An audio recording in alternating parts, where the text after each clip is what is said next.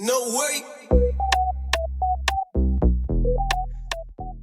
Knowledge has the power to reveal paths previously unseen. At KMTv, we deep dive into the world of knowledge management, exploring how dedicated professionals reshape our understanding and drive meaningful change. Today, I'm honored to have an African expert on our show, Diana Kazooba from Uganda. Diana, you are a knowledge management and learning officer with a passion for digital innovation, climate justice, water and food security. Please share your journey with us, starting with how you became interested in knowledge management. Thank you, Yvette. Thank you for having me. Thanks for introducing me. I'll not really say much, but for me, it started from my own experience working with civil society organizations at national level, but then the grassroots one. The grassroots one will give you experience to really feel what the locals feel, and those are the communities. You get to learn the systems. How does the system work? But you also cannot share what you do not know. So to me, my journey started from there. How do I do implementation in the field? How is learning well done in the field? Do communities have information about their own rights, for instance? If not, how best can we share? So to me, it started from such conversations, such dialogue sessions for about 6 years, actually, before I transitioned to national level engagements. And national level, I was working for a national level knowledge management organization in that space. And this one was really also focused on making developments on knowledge management and learning opportunities for different organizations, or also, grassroots level communities. We used to have learning caravans where a community with best practices would teach another community, would like exchange visits, and they get to see, this is how you handle your toilet facility, for instance. I think I can build this. I can have a model like yours as well.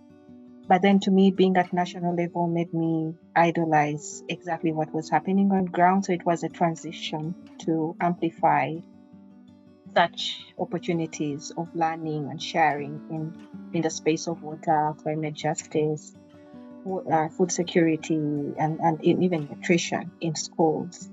So to that aspect, that's later on I transitioned to a Dutch international organization called Simavi that has women at its heart, but then also opportunities therein to see how do we amplify from grassroots level to national level to the wider world, because what is it that you keep on the shelf and don't share? So that's how my journey has been. I'm now supporting on a project here in Uganda called Wash, Learn and Share. It's a school wash project aimed at increasing access to safe water and sanitation in schools. And it's the entry point is schools, and the learning spreads out to the community because children are change agents, and so we view them as a very pertinent stakeholder.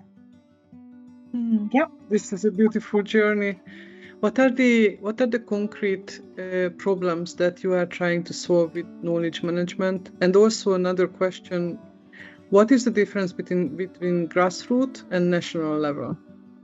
Yes, so grassroots organizations, I would regard like local organizations that work and stay with the communities. I would regard it like that in simple terms. So these are always in the communities. They see the developments, they see the struggles of the communities, they understand the context of their areas where they are implementing. So that is where the wealth of content comes from when it comes to knowledge management. And to me, I remember I had visited one of the areas in Arusha, a region in Tanzania, and we had visited a water source that was supplying to almost about 16 villages. And they said, you see that crab? It was just a crab. I said, yes, it's a crab in water. And then the gentleman tells me, when you see that crab, you just know that that water is safe and clean.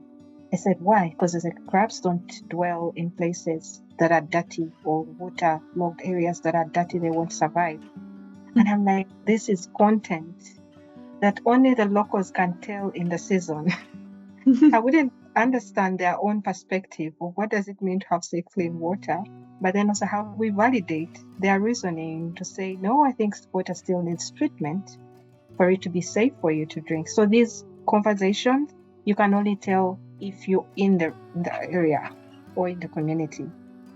And when it comes to the national level organizations, these ones are amplifiers, let me so to say. They are influencers. They are advocates. So they get the content from the grassroots. Those are the organizations that build up that content, proof of evidence, proof of concept that either this works or this doesn't work. And then they transition to say, I think this can be amplified either for knowledge sharing at national level or even beyond. But even most cases, proof of issues or advocacy issues will come from the grassroots. So the national level organizations, international organizations like the one I'm working for right now, will do the amplifying of those voices. But the how part is also very crucial. How you do that is very crucial. And how does it work in your country? Like, you have knowledge management project or framework like Kenya, and then you do different things to share the knowledge about different topics, or you focus on topics like sustainability, topics of food or water, and within that you have a knowledge management agenda? So honestly, I think different organizations have different strategies from my own experience in the sector. For instance, if you look at previously USAID funded projects, I mean, they had some bit of collaboration, learning and adaptation. In the project, for instance, that we are working on, and it's more of also adaptation, a lot of collaboration and peer learning from within. But right now we are trying to amplify, how do we call it the big L? My executive director of the organization, Simavi, that I work with, she always says, how do you amplify that big L? How do you amplify the big learning? So do you really have proof of concept? Do you really have the evidence for everyone to think alike, to bring everyone along, and for it to be standardized, for instance? So the modalities and the strategies can differ per context. And for instance, in my case, in my own experience, we decided, I think let's learn through learning questions. What is the issue right now that we are facing? For instance, the project worked in many schools, but the schools were not maintaining facilities for a long time. And there's a reason. There's no fund to take care of these facilities. Even a point came, I mean, you put up a structure and you're coming back 3 years down the road. Oh no, the tap got spoiled and we didn't replace that tap. So understanding the issues deep-rooted, it takes a lot of documentation of the processes, which most people fall short. We are very quick to say we are reporting an activity, but it should go beyond an activity. It is the process. Record the entire process and reflect on the entire process. From that process, be very keen to pick out where is the problem, where is the issue. Once the issue has been identified, make it a learning question. What is the problem? Why are schools not sustaining their facilities? And then once the answers are getting ticked off, that is the reflection part. From that reflection part, be very sure that you will have a solution, and that solution should be scalable at some point, because they'll have to teach, they'll have to peer review, and they'll have to share. So strategies really differ. Others will, want to learn based on knowledge management, based on maybe their theory of change, theory of change of, what is our impact, what is our goal, and how do we, understand, how do we actually say that when you give access to water, it will keep girls in school? Is it really true or not? Proof of concept. So to us, I love learning questions because it keeps you open-minded. It keeps you can be able to adapt to any angle, any approach at any time, and you don't learn alone. Who do I need to learn this process? Oh yes, I need the community, I need the government, I need someone from the political side, I need another person from maybe the health side, health sector, or from here. So you're able to map out your whole map of stakeholders and learn together and reflect together and find solutions together. So in that, for me, it has worked. Learning questions should be a game changer, in my experience. If you had all the money on earth, what would be the problem that you would want to solve with more knowledge management? What is the topic that you feel the most passionate about? To me, right now, what I'm passionate about is how do we sustain Earth? And how do we sustain Earth? I mean, there are so many theories. Is climate change real? People are not sure. Is, So to me, the concepts to prove that it's important to live responsibly and everybody has a role to play. If you own an industry, you have a role to play. If you are a household member, you have a role to play. Because sometimes also communities forget that we have a role to play. So to me, that common ideology of saying, can we keep what we have? Can we sustain what we have? Can we speak the same language of Earth and love Earth? Then I think we can also live responsibly towards one another. You don't do what someone else wouldn't do to you, So to me, having such knowledge conversations, a repository that keeps in place or perspective issues to sustain us on this earth would be a topic I'd love. It looks vast, but it's a topic I would love to share with children, with adults, with even the generation that is way old. What was their perspective in their times? What has changed now? Well, how can we have the same ideologies or not? So to me, I think, Earth. I love this. Do you think that this should be the job of the government, or this should be a program where everybody in the society is clear about what their responsibility is to contribute to the greater good? Of course, to me, it's a collaborative journey.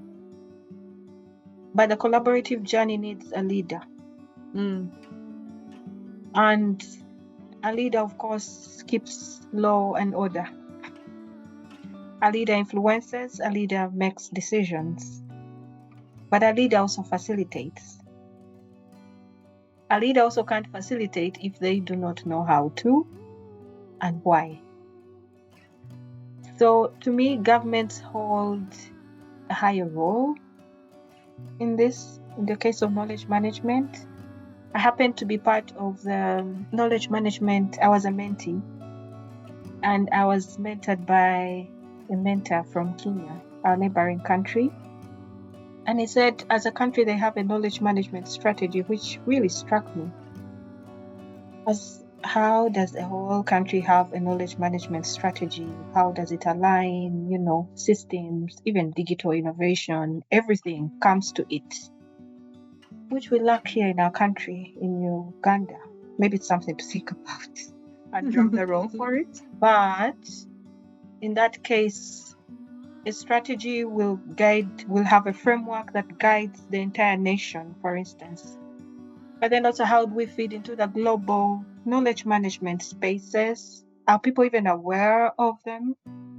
And also, systematically, do we have systems to support that kind of framework that fits into a knowledge management space, right from the different sectors, of our countries?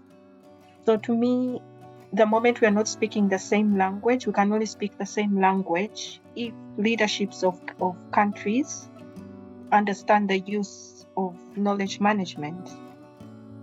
We do not have a strategy, so everyone is doing their piecemeal silos. So where does the work end? I mean, we've struggled in our country itself with the information management systems. There is no data. If you come up and say, "Oh, we want money for water access for schools," you don't have the data to showcase to say we have this percentage of schools and this is how they are performing, or we have so many girls and they don't have, real pads for school, so they miss school. Everyone is doing their piecemeal research. At the end of the day, it's not feeding anywhere. You're looking for information, you can't get it. So to me, it starts with the leadership. So governments have a very high role to play in terms of frameworks, building frameworks, strategies that will guide the process of knowledge management. And at the end of the day, I think, with the digital space that we have right now, technology, it should really be easy to make decisions based on data, on evidence that has been gathered over time. But that's something we lack in our country. Recently, we had a census and it was head count. And I said, why should we even have a budget for that? People are born every day in hospital. This should be already automated in the system. People who die, it should be automated in the system. And numbers should be moving every single day. So if that doesn't happen and you have a whole budget, people are moving house to house counting, there's a problem. We don't have data of, that you can really vividly say there is a water source in this particular area and this is how it's performing. Maybe apart recently, we've seen in the water sector with the water utility that is trying to really incorporate AI sensors, AI technology in its water systems. So now we no longer have to receive a bill. You receive a notification, your bill, it's high time you pay. But is this the same? What's guiding? Is it the same thing with all other sectors? Agriculture, for instance. So we need to have a strategy, and that strategy can only be implemented by governments. And it can be developed by governments, of course, with consultation with the entire country. Yeah, it's interesting what you are saying, that organizations and countries are the same in that if everyone just keeps the knowledge in silos, which is good for efficiency, like the team needs to work without like on their own sometimes, and then when the information is ready to share it with other people, you can't constantly consult everybody because that slows the work down. But when it's ready, it needs to be shared. And I was wondering, now you are working at national level, so how do you work with marginalized communities versus the main population? So we are very intentional in our strategy and frameworks. And intentional, I mean, who is most affected? We work, for instance, with schools. We work with communities. Who is most affected? Who is the primary? Whose primary responsibility is it to, for instance, make sure there is water in the house, to make sure there is water for drinking, to make sure children have pads and they can go to school, the girls in the rural setting. So you can also think about that kind of like category of girls, to make sure that there is food in the house. It's the primary responsibility, for instance, of women. When you look at the schools as well with infrastructure, is it all inclusive? What happens with the children with disability? For us, in an African setting or in Uganda itself, our infrastructure is different from the seat toilets you find in the city, of course. Of course, some schools in the city have the seat toilets, but in the rural setting, it's a whole different story. It's a hall where you have to squat. But what happens if I do not have my hands? Or how do I even get there if I don't have limbs to the latrine facility? So, and then also, I mean, a whole entire school has no bathroom where a girl can go change her padding, or if she wants to clean herself or wash herself, it is not there. Or where can they dispose these menstrual used products, for instance? Yeah. We always ask the pertinent questions and then draw our category of marginalized groups. We have young girls in school. We have the disabled children. who can't access toilet facilities. So we try to design facilities or approaches to suit the marginalized groups. And it's really been nice of late. For instance, the sector we are in right now has really worked on a gender policy to guide. I mean, gender is all inclusive of everybody, to really guide perspective and guide implementation and provide a framework that someone can follow when it comes to approaches, strategies for implementation. So in that case, which means all implementation, all program development has to align with the marginalized groups. Women can't afford to pay the water bill. So what do we do? Then probably it's high time you think of having them in groups, teach them, not facilitate them on how to become economically empowered, have some gender conversations at household level, for instance. Whose primary responsibility is it to fetch water? Is it a conversation that can happen between man and husband? To change the narrative of the norms and the culture, is it really right that a woman in her period shouldn't, be part of the entire household, that she has to go to another house, small hut, and be there for some time?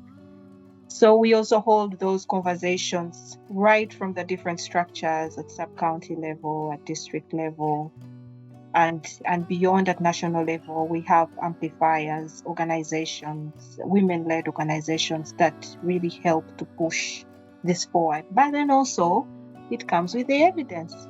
Is there a storyteller in a woman right there who has her own story, that she can translate that story and say it as is? Not to put her in a situation where that she's implicated, but for her to come out as a hero, at the end of the day, that my perspective has changed. Because most cases is, how do we portray evidence? Not to cripple communities, but to really make them look sunshine. I call it sunshine. Oh.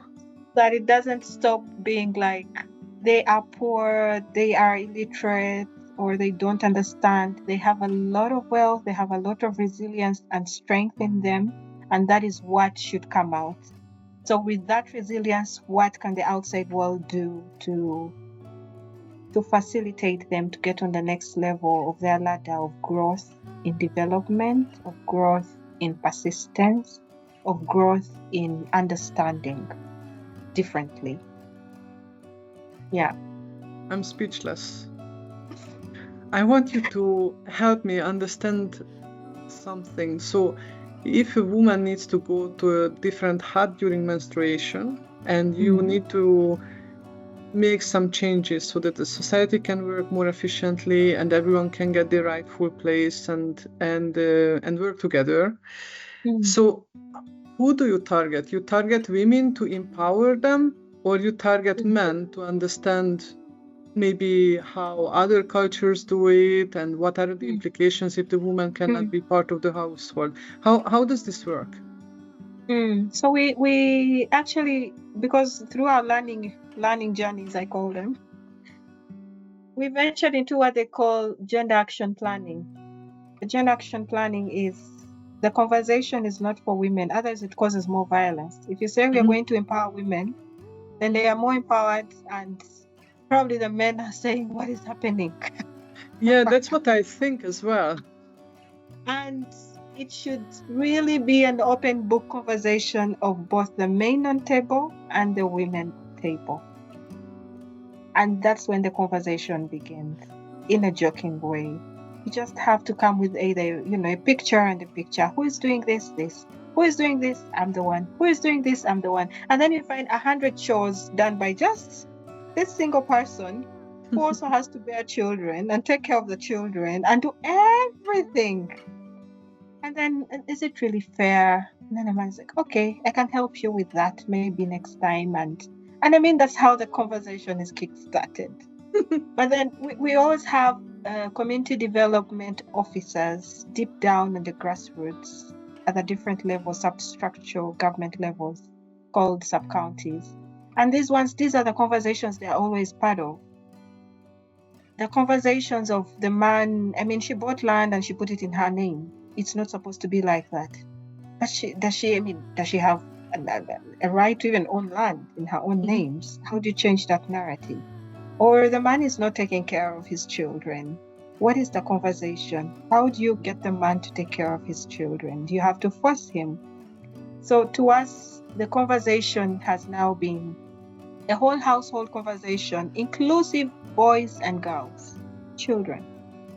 Because what the children have grown seeing is how they will be tomorrow.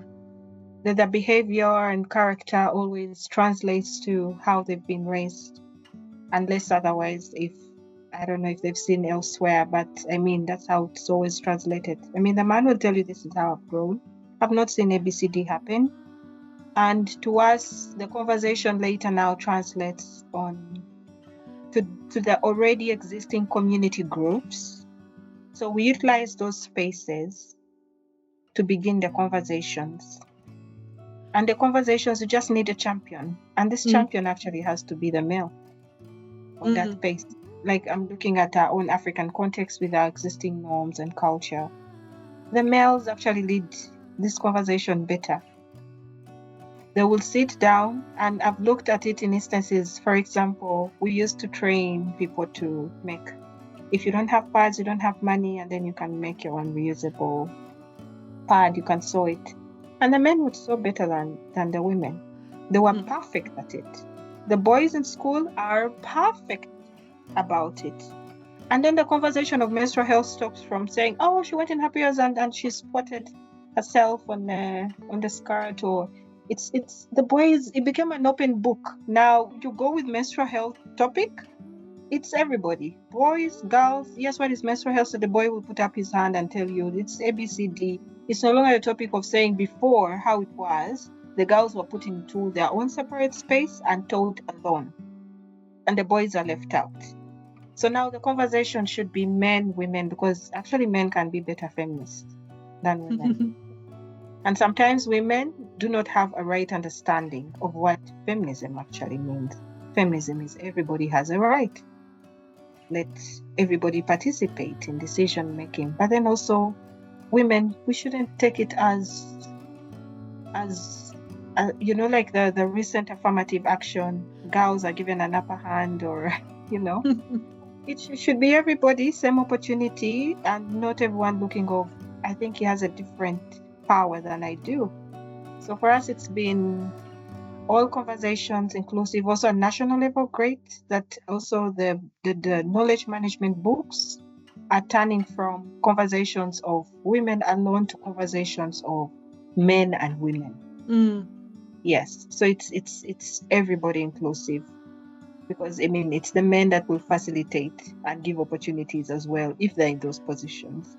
And then also most cases we encourage by policy as well. It's now allowed that women should always be on different management structures of different systems, of different groups, for instance.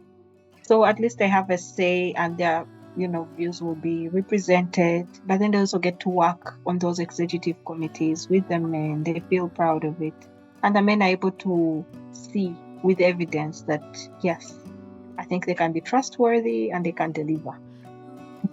Yeah. I heard that actually from other knowledge managers in Africa, that men are really good at facilitating workshops in Africa, and also their strength is actually in storytelling and role modeling activities. Why do you think this is? To me, I think it's an opportunity. It's like how you tell someone do something and they don't know that they can actually do it, and then it becomes interesting, and then they become advocates. I've just remembered sometime back we had we're trying to construct a menstrual health manual that had a nexus of reproductive health and water, sanitation, and hygiene, to have both in it, so it could help girls to really have that self-help toolkit that can help them, understand the dynamics of how they can manage their periods. And in the group we had males, but one of the males right now is leading a business, a kiosk business on menstrual health products, all of them. Wow. Whether it's soap or, it's a mobile one in one of the towns up country called Busia. It's called Ensonga Care, actually. Yeah, it's called Ensonga Care. And the way he does it with passion, everyone is like, did he turn out to be like that? Or it's something different? But I think he saw a niche and he enjoys it. He works with women. He sells those pads. He will explain to you the whole reproductive health system of a woman. Wow. What needs to be done, how you can manage. He's such a resource. Every time I look at him and No. I look at a feminist in him. I really look at a feminist in him. He turned out so differently. Yes, he's an advocate, and no one could do it better than he does. I don't know whether you have seen, there is a movie, it is called Padman, and it is a film that is based on the life of, my pronunciation is not going to be good, but Arunachalam Muruganantham, and he's a social activist and an entrepreneur in India, and he made low-cost sanitary pads for women in rural areas. And I love this movie because this is for me, because I think that it is always wrong to just focus on men or just focus on women. We together, we all have our needs. And I think the reason why I love knowledge management, because knowledge management helps, for instance, boys understand what happens with women and the other, or girls, and the other way around. So, and many times I feel like if you learn to understand something, you are not afraid of it anymore. No, actually, the men are not informed. That is the issue. They don't have the knowledge. And how can this knowledge get out there? The easiest thing is a story, such as something small like that. Let everybody tell their story. I grew up with who were only girls, with a small boy later who came after as my siblings. But my dad would buy the parts. My mom would tell him, the month has ended. Please get the parts for your girls. And it was so normal, But if he's not facilitated to say it is normal, then he will not do it.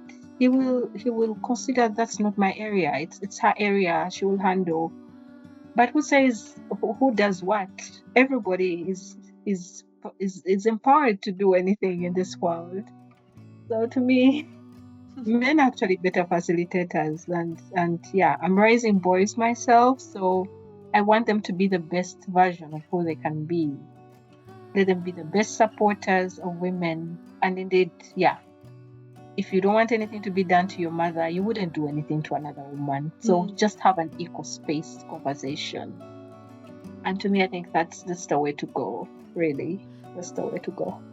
I fully agree with you. I said to my son that you need to understand that men will be only happy if women are happy in their life. Otherwise, it's a very miserable life. We have this saying that happy wife, happy life.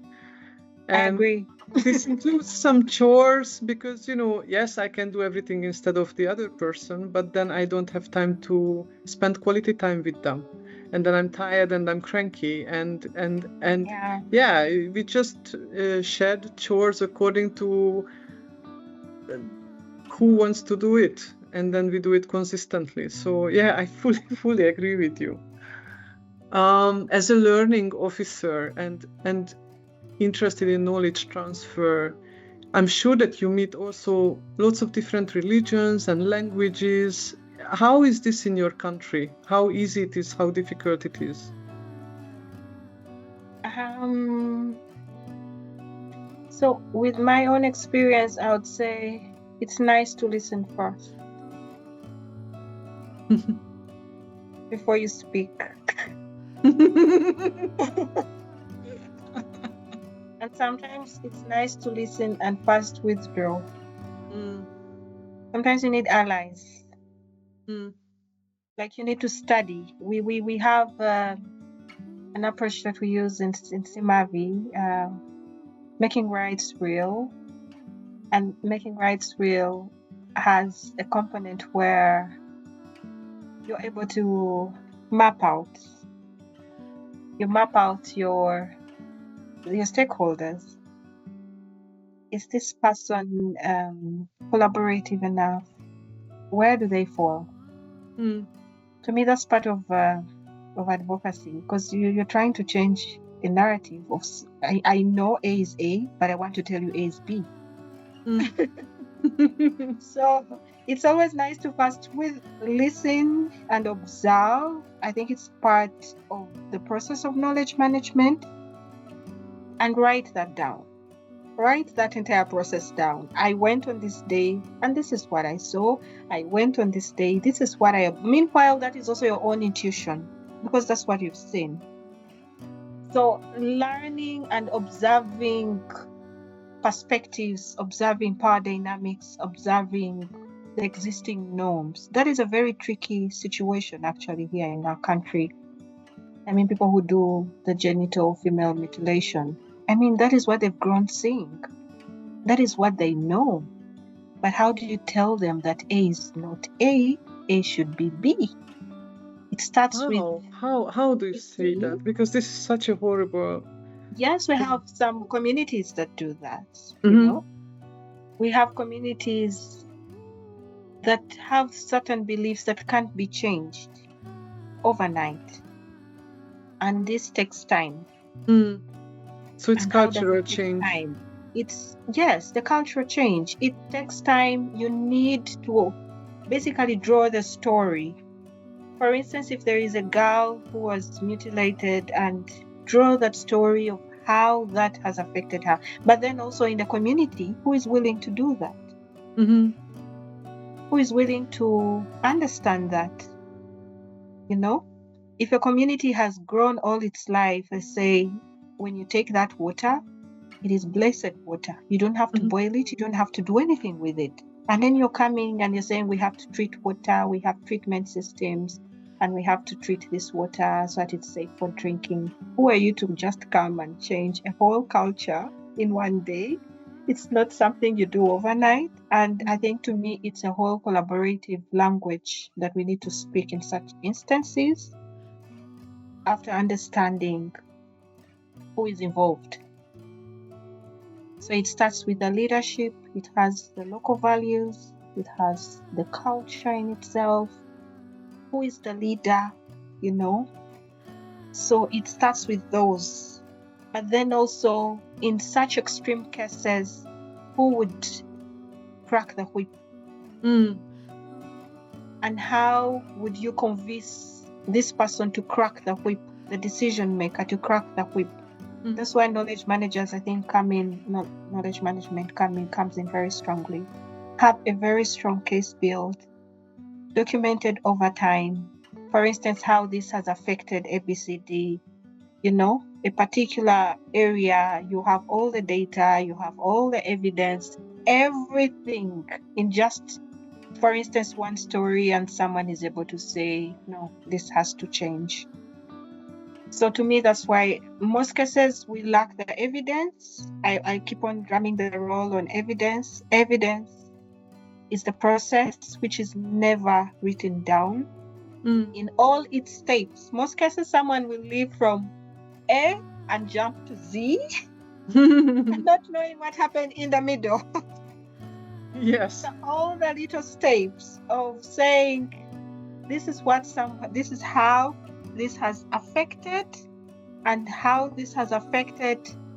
I think if this person went to C and B and D, I think the narrative could be changed. Then begin to look for those influencers, begin to look for those decision makers to be able to change what has been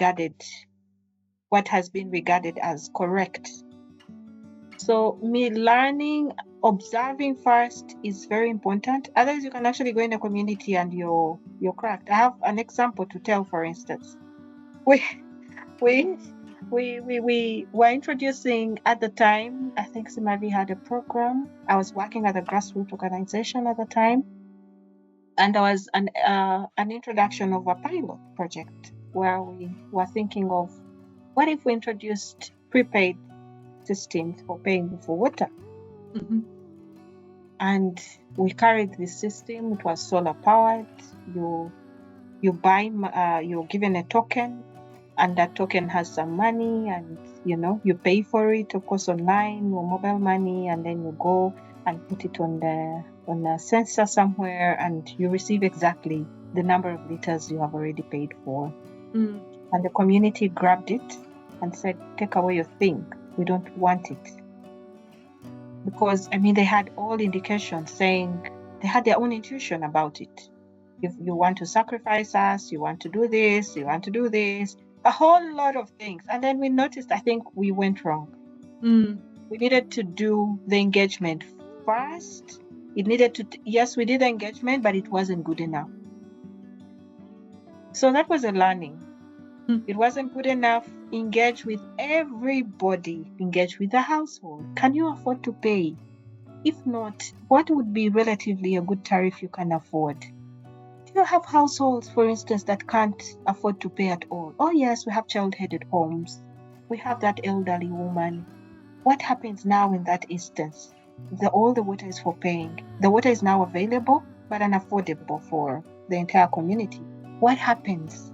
So we needed to have that whole entire study documented and learn from it, and then see what's the next course of action.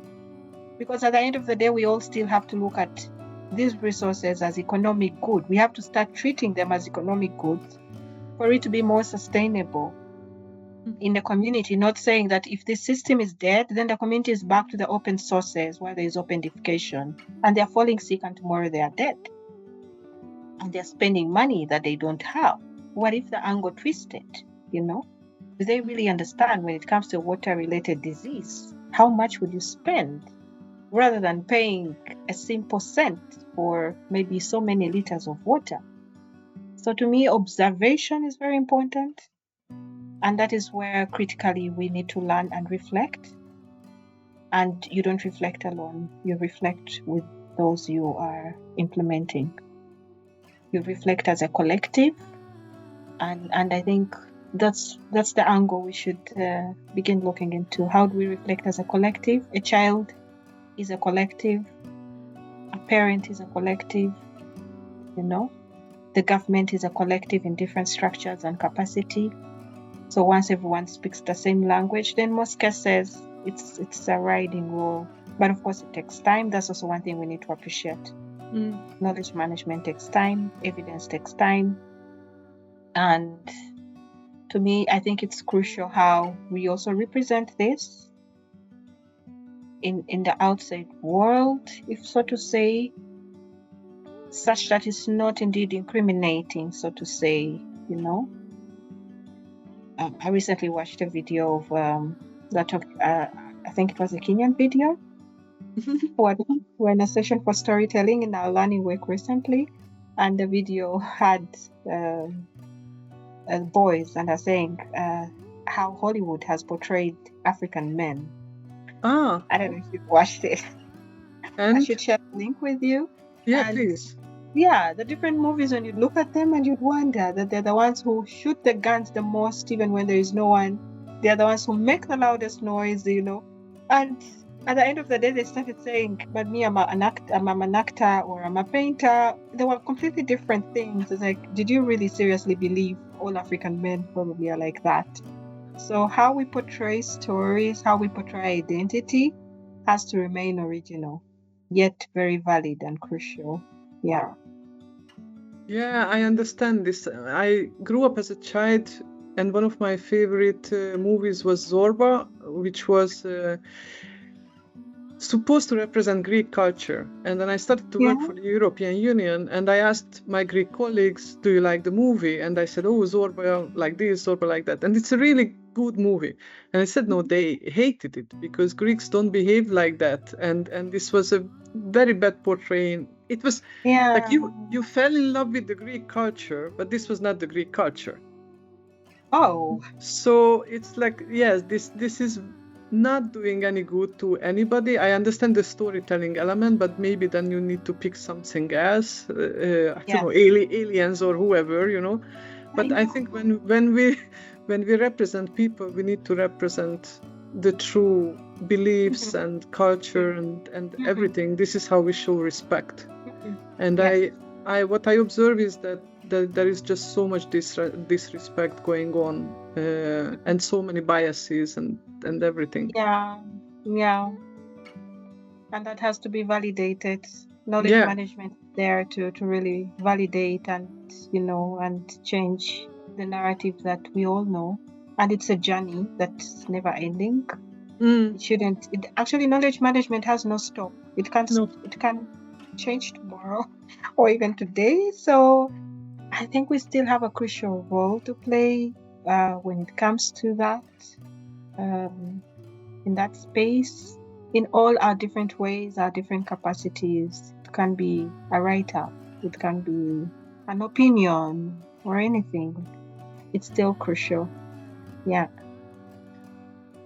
Is there anything that I didn't ask, but you would like to talk about?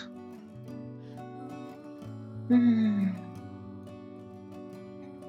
me is the power that lies beneath letters. Letters. Yeah. The power that lies beyond letters. Yeah, I might see a 6, you'll see a 9. So I think moving forward, really, I just feel with all opinions we have the space to write, and we have the freedom of speech, of course, ethically, to prove otherwise. And we can always utilize, if you have the opportunity, you can read and write, or you have sign language, all inclusive. Everyone has a critical role to play in teaching and facilitating learning at different levels. Any space. It could be people who are in either church gatherings, we learn something. But most cases I notice the thinking outside the box. How do we always think outside the box as we document ideas? As how do you remain open-minded, yet very critical, and yet very respectfully? To me, I think it's very important, and it's one value that I'm learning of late. How do I become a critical writer? How do I become a critical reflector, yet respecting the rights of those around me? And how do you kickstart a conversation through a pen, for instance, or through a writer? The reflections should start from there.